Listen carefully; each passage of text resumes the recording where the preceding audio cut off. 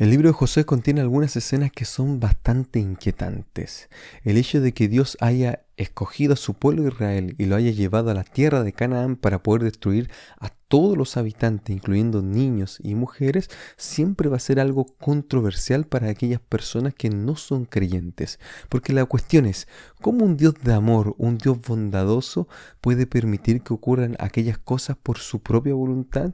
Bueno, este tema es tan profundo que nosotros tenemos que volver a estudiarlo en esta siguiente lección.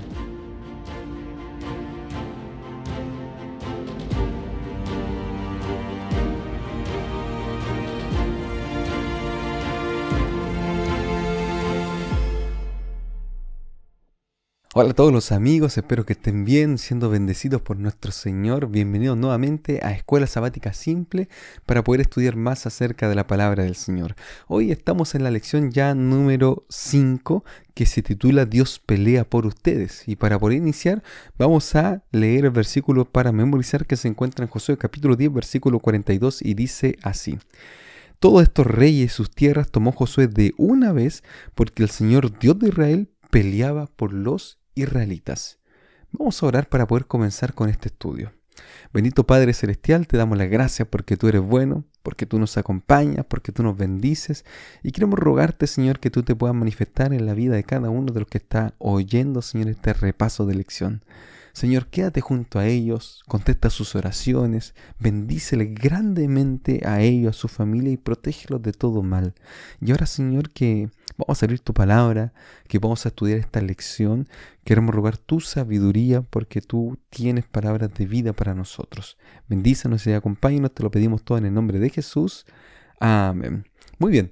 Dios pelea por ustedes. La última lección estuvimos hablando un poquito acerca de lo que era esta cuestión de Dios enviando a su pueblo Israel para poder ejecutar el juicio y poder matar a todos los habitantes de Canaán.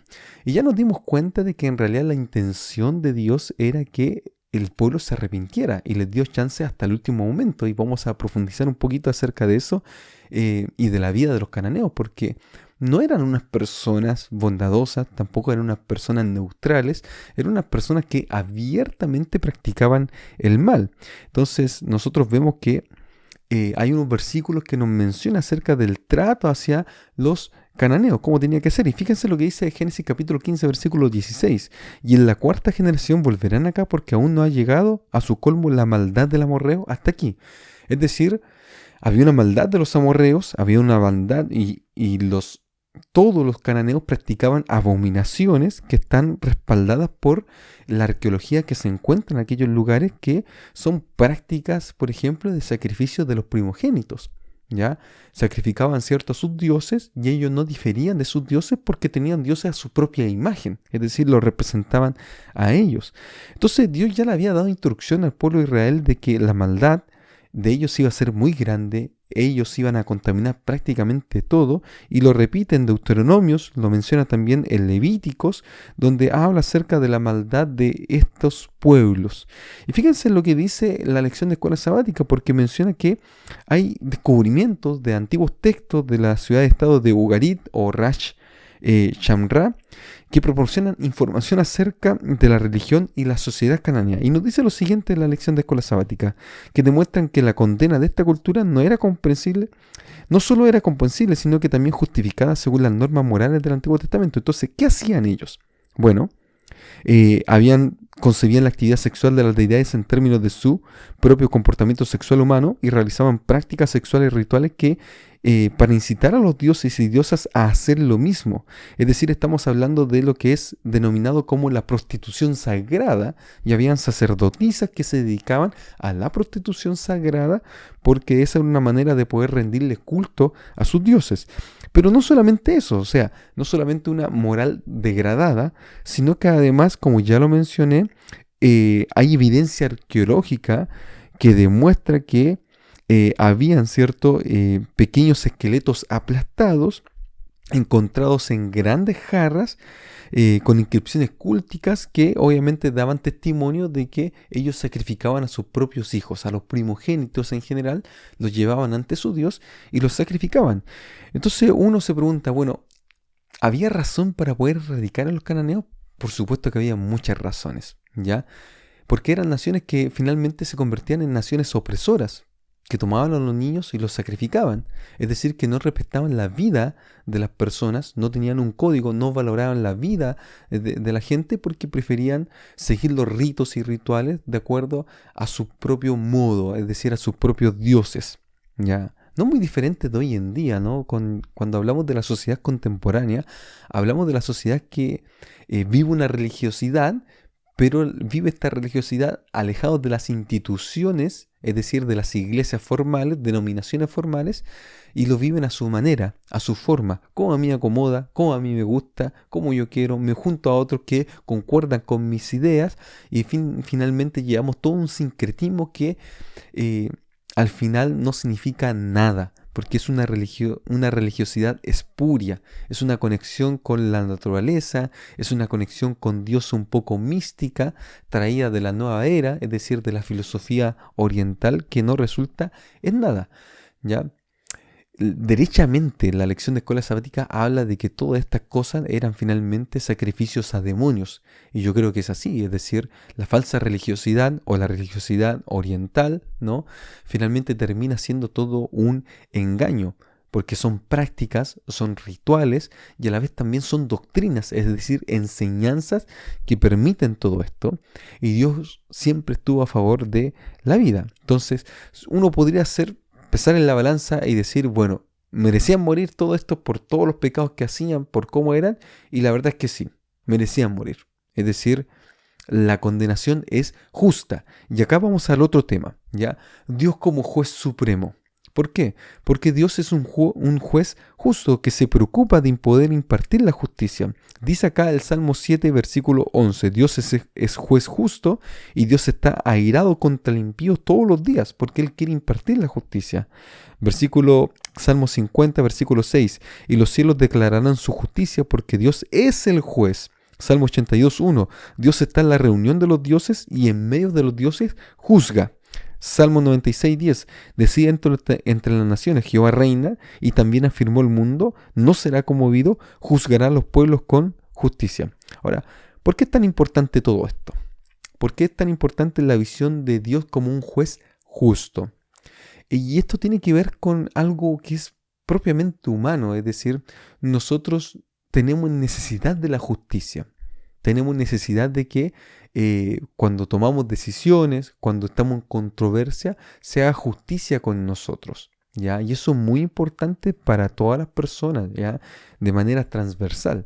Es decir, vivimos en una sociedad tan complicada, hay crímenes por todos lados, hay guerra por todos lados, y lo que más desean las personas es que se haga justicia. Es decir, cuando se comete un crimen grave, un atentado contra una vida inocente, lo que piden las personas es que se haga justicia y a veces lo que demora más en nuestros procesos judiciales humanos, que demora mucho y todo, ¿cierto? Porque tenemos la presunción de inocencia, finalmente a veces terminan en nada. ¿Ya? A veces la justicia acá no se da. Entonces, ¿qué quieren las personas? Las personas quieren a alguien que no va a equivocarse, que no va a errar, y eso es justamente lo que va a hacer Dios. Es decir, Dios es el juez supremo, Dios es el juez justo, que no se equivoca, que no erra con sus decisiones, y de esa manera, ¿cierto? Nuestra hambre de justicia queda saciada, porque esto es innato en los seres humanos. A todos nos gusta que nos traten de manera justa, ¿ya? Entonces, entendiendo todo esto, si el carácter de Dios es justo, si su carácter es sagrado, si comprendemos que Él es amor, pero también es justicia, y que el amor y la justicia van tomados de la mano, entenderemos entonces de que Dios aplicara un juicio contra estas naciones que tenía que ver con la destrucción de las naciones, pero en primera instancia lo que Dios quería no era la muerte del impío, porque eso nos dice el libro de Ezequiel. He aquí, yo no quiero la muerte del impío, sino que se arrepienta de sus malos caminos. Entonces Dios en primera instancia iba a echar a los cananeos, iba a botarlos de su tierra para que Israel se asentara en esa tierra porque había sido prometida para ellos y ellos iban a prosperar. Entonces de eso se trataba esta guerra. Pero finalmente hubieron naciones dentro del territorio de Canaán que no quisieron irse y que quisieron enfrentar a los israelitas y por eso fueron a la batalla contra los israelitas, y el versículo para memorizar comprende de que Dios es quien pelea por nosotros. Es decir, Dios va adelante de nosotros en estas batallas. Él es guerrero, Él es el juez y Él implementa, hace justicia a las personas y Él nunca va a errar. Dios nunca se va a equivocar con las decisiones que toma, y eso es muy importante. Entonces Él es el juez supremo que imparte justicia. Y el día el día martes nos habla de despojar o aniquilar. Y como ya lo mencionamos, en primera instancia Dios quería que los cananeos se fueran y que no fueran aniquilados. Sin embargo, como ellos decidieron quedarse, muchos de ellos, pasa todo esto, ¿no?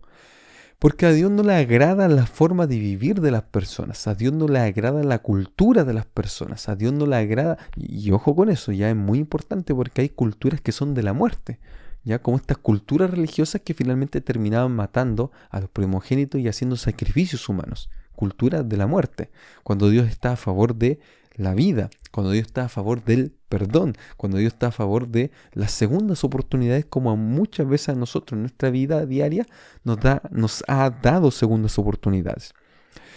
Entonces, Dios quería que vivieran, pero ellos tomaron la decisión de quedarse y por eso finalmente son aniquilados, porque no van a permitir de que estas naciones contaminen al pueblo de Dios que está aprendiendo a caminar con Dios, y eso es muy importante. ¿Ya? Vamos a seguir avanzando ya con respecto a la libre elección en el día miércoles. Hay unos textos que son importantes y dice acá, Deuteronomio capítulo 20, versículo 10 dice, cuando te acerques a una ciudad para combatirla, le intimarás la paz. Y esta es una orden de Dios, es decir, Dios siempre quiere la paz.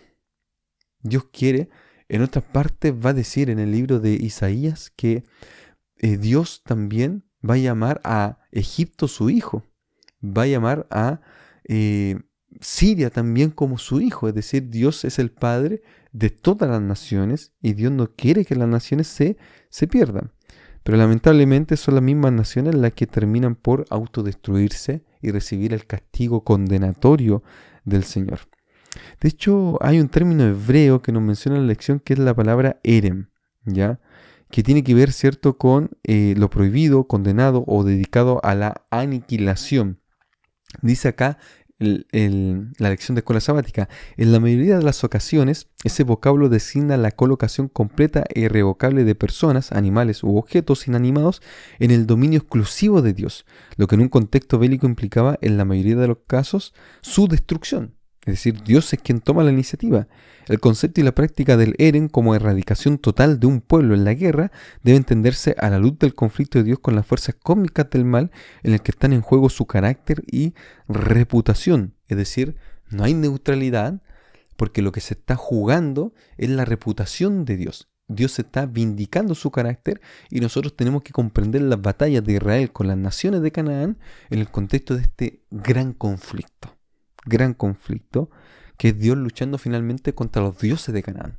Es Dios venciendo a esos dioses, es Dios imponiendo la justicia, imponiendo, ¿cierto?, a su pueblo para que pueda habitar en esa tierra prometida que ya les había mencionado desde mucho antes, desde los tiempos de su patriarca Abraham. ¿Ok? Entonces esto es interesante. Ellos tenían la libertad de irse o quedarse, eligen quedarse algunos, otros quizás se fueron y finalmente, ¿cierto?, ocurre lo que ocurre, pero Dios siempre nos da la libertad a nosotros de tomar las decisiones que nosotros queremos tomar para, ¿cierto?, poder vivir con aquellas elecciones que nosotros hacemos. Pero la lección va a terminar mencionando de que finalmente lo que Dios quiere es siempre la paz. Lo que Dios más anhela es la paz. O sea, nosotros podemos ver y las personas nos pueden reclamar afuera, pero Dios siempre acá, cuando uno hace una lectura exhaustiva de este relato de las destrucciones de los pueblos que habitan Canaán, resulta que Dios siempre fue misericordioso. Es decir, sería una acusación muy injusta decir de que este Dios es un Dios malévolo que solamente quiere la destrucción de todas las personas. No, es no conocer el relato bíblico, es ignorar el relato bíblico, como lo hace Richard Dawkins u otros, ¿cierto?, que son ateos, proselitistas, ¿no? Ateos, ¿cierto? Que van a combatir contra la religión y toman, ¿cierto? Esta porción y dicen, bueno, acá está el Dios, ¿cierto? De la guerra, acá está el Dios amoroso que difiere completamente de lo que se nos muestra en el Nuevo Testamento. O sea, estoy hablando con ironía, ¿no? Es decir, tenemos un Dios que solamente desea aniquilar a las personas. Eso es lo que dicen y eso es lo que acusan, pero en no entender el relato macro, en no entender el gran conflicto, en no comprender que las naciones tuvieron su oportunidad, en no entender de que en otras partes se dice de que ni siquiera tenía que pelear Israel porque Dios iba a pelear por ellos, es decir, Él se iba a encargar de espantar, poner miedo y batallar, como cayeron las murallas de Jericó. O sea, de esa manera iba a ser siempre, porque en realidad Dios siempre va a ser ese Dios de paz.